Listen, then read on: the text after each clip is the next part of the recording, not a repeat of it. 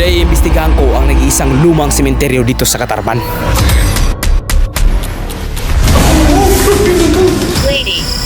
Lady.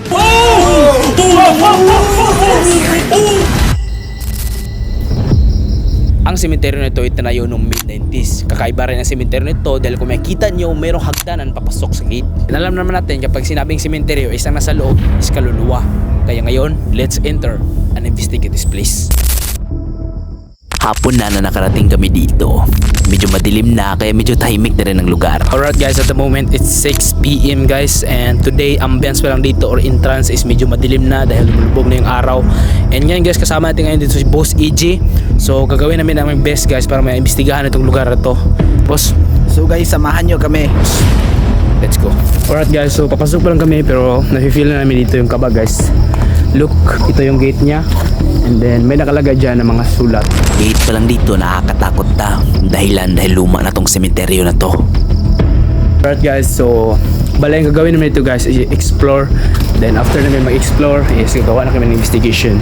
And dito guys, we can see dito na yung mga nicho nito yung iba is marami na mga bitak. Nakikita nyo merong kagila dyan. Pinunta namin dito ang kaliwa na parte at ang mga nicho dito is tinutubuan na ng maraming damo dahil sa kalubaan. Ang ibang nicho rin dito na amin tinatapakan is merong pitak kaya medyo nakakilabot. Alright guys, so medyo creepy rin namin pa-explore to guys dahil look, madaming damo. Shit. Putik. Madaming damo sa parte na to kaya medyo nahirapan kami na mag-explore.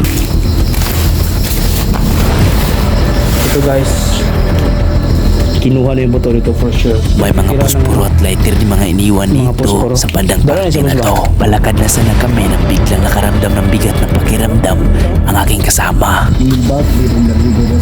Ano yung hours na?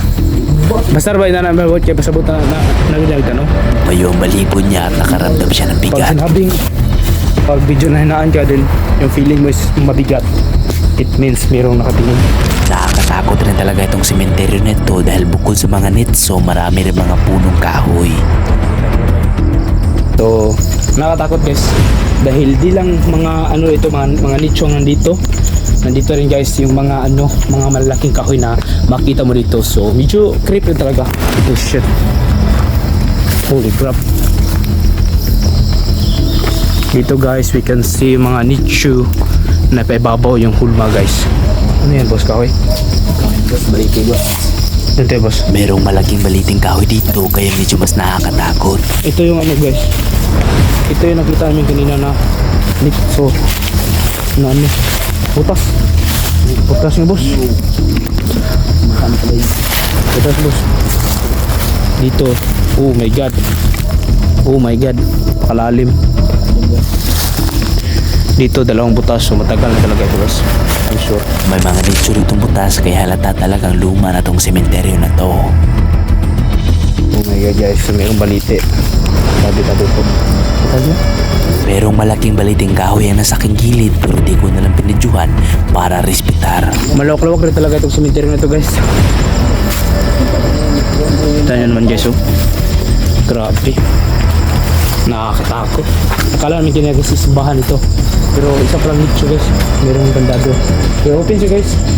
Nakakita kami dito ng isang malaking libingan na nakakandado. Guys, ito na yung ano guys. So ito na yung mga bago. So nasa ibabaw na parating tayo guys. And look. So straight na to guys. Pupuking na. Bago na rin guys. Pero habang sa aming pagbabasa ng pangalan, nakita ko na nakaputi na parang hangin na bigla na lang nawala. Malay mo yan boss? Kita mo yun? Yung nagawin niya. Parang nakaputi. Puking na guys. So punta tayo boss. Dito tayo boss. Kita mo yan? Parang nakaano yung feel. Kayo magpatuloy doon.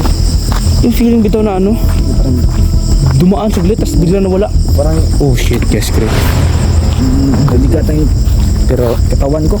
Hindi na lang namin ito pinansin para hindi kami masyadong matakot. Dito guys, sus. Dito guys, ito na yung siguro yung nakatakot na area doon. No? Oh shit, ang dilim na guys. Holy fuck. Nakita kami dito ng kubo na may nitso sa loob at wala ng bubong. Ayun na ito boss. Holy crap. Isa itong libingan na kinakalawang na yung bakal sa loob. And ngayon guys, is gagawin natin yung investigation guys. Ghost tube tayo and maglalagay tayo ng kameras para safe talaga tayo dito and makita natin yung mga, at least meron tayong makita sa gilid. So tara. Naglagay kami ng isang kamera para kung merong dadaan is mahagip namin. Alright guys, so gagawa na kami dito ng investigation guys. Meron kami dito ghost tube and doon naman parte guys, meron kami isang kamera doon para makita din dito yung mga kung meron ba tayong mahagip sa kamera. So tara, so tanong tayo dito guys. Ilang minuto pa pero pagtanong namin agad itong sumagot. Ako nga pala si Ken and ang kasama ko shovel. Okay na. Sabi kasi is shovel.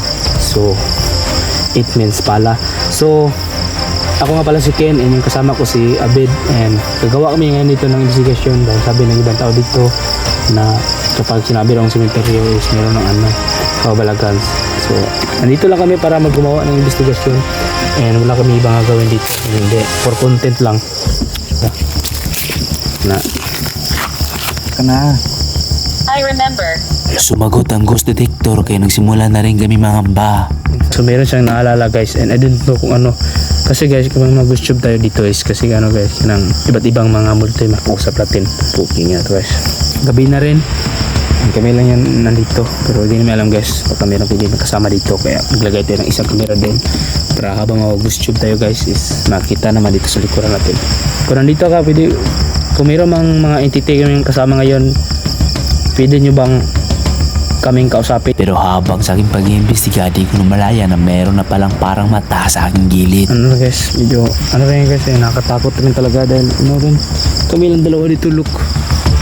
Kita nyo naman yan, puro kahoy. Merong mata na di ko mapaliwanag kung ano nga ba ito. Kahoy, teacher na sa gilid namin. Oh my. Pinagpatuloy na lang namin dito ang pagtanong dahil di pa namin ito napansin. Nagkwentuhan kami dito patungkol sa multo nang bigla kaming nakarinig ng pusa. Wala. May pusa dun. Grandfather. Wala. Itong inupuan natin, boss. So guys, so mayroong pusa dun. I don't know. Pusa ba talaga yun or pusa-pusa lang? Medyo natakot na rin kami dahil wala namang pusa kaming nakita kanina sa aming pag-explore. Pero great talaga. Pero kakaiba talaga. So this video guys, wala kayong makikita yung script dito kung ano yung sinasabi naman or nakikita niyo. Yan yung totoo guys. Pero habang sa aking pagsasalita, ito ang sinagot ng ghost tube. Sa video na Lady. Lady. Oh my god. Lady guys. Oh my god, lady. Babae. Oh shit.